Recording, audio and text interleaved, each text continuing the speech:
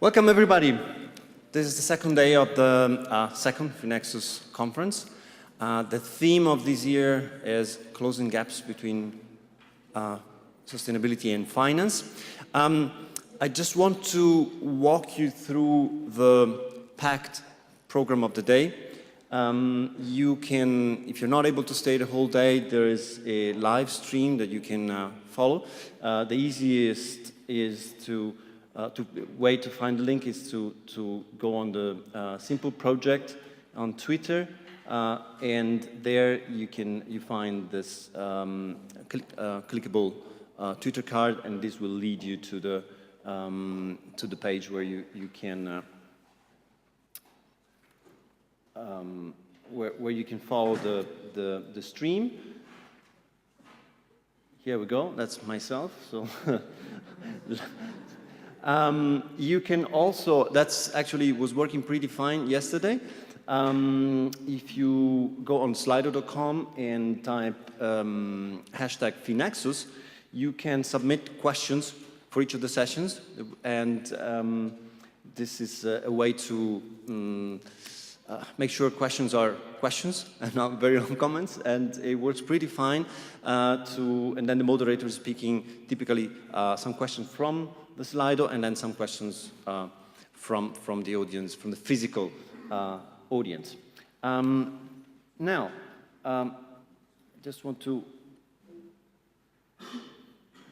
walk you through the program of the day. It's a series of sessions. You may notice that they are organized by the different industries of the financial sector. We will start with a session on pension funds, moderated by Professor Carlo Jäger, here as the panelists. And obviously, the question there is why should pension funds, why and how should and could pension funds start to include consideration about climate change and sustainability in the management of their portfolios. So don't let the pension get under the weather. We continue with development banks. Why a session on development banks? I'm not sure how many of you, even if you work in the financial sector, are familiar with the fact that development banks have been already since a few years in sustainable finance in various ways. And so you will learn more about this in this session. Due to extreme weather conditions, we have 2 casualties, but it's not much considering the number of speakers that we have in the whole day. That's not me. So one is Gaël Giraud, and then another person is in the next session. Fortunately, Guido Schotten from the Dutch National Bank wasn't able to join. So we continue precisely with a session on central banks. And many of you might be surprised what central bank have to do at all with climate change. So you may not be aware, but since the famous speech by Mark Carney, Governor of Bank of England in 2015, the tragedy of the horizon, and then the year after resolving the paradox of the tragedy of the horizon, there's been a big discussion about this. And so the question there will be, is there a need and a possibility to include climate change into the objectives of central banks? Hence the title, are the 2 inflation and the 2-degree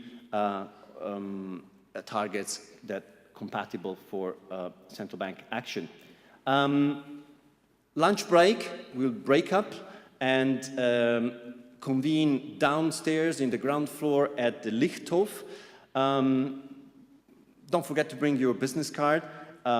There will be a few stands where people have been applying to showcase their sustainable business, and there will be some about 100 brown bag, so you can have lunch and interact with people directly.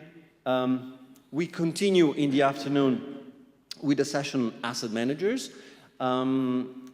Eventually, many of the industries are placing their assets in the hands of asset managers. So obviously that's an industry that has to be represented. So we have a rich panel there that spans from large banks like UBS to more smaller actors, yet actors that have a long history in sustainability, like Forma Futura.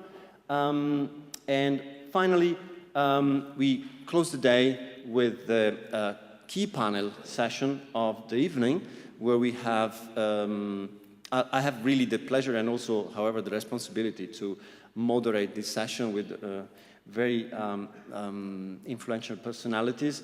Joe Stiglitz doesn't need introduction, and he has been very active in the debate on climate change in recent years. Graham Maxon is the Secretary General of the Club of Rome, and for those who don't know, well, that is a very influential think tank in the space of sustainability since the 70s. And they've been financing the MIT study on limits to growth and its updates, so it's clearly at the center of that debate.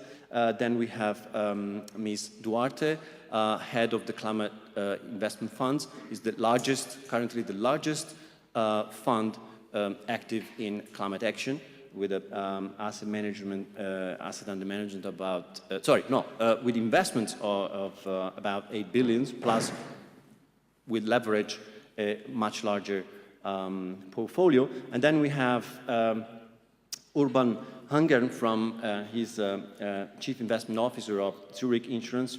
And finally, Mr. Christopher Steen, he's head of global lending at ING Bank, a bank that has been vocal about sustainability in recent years. So with that, I invite on stage the moderator and the panelists of the first session on pension fund. Thank you very much. Enjoy this rich day as much as I hope we will do. Bye.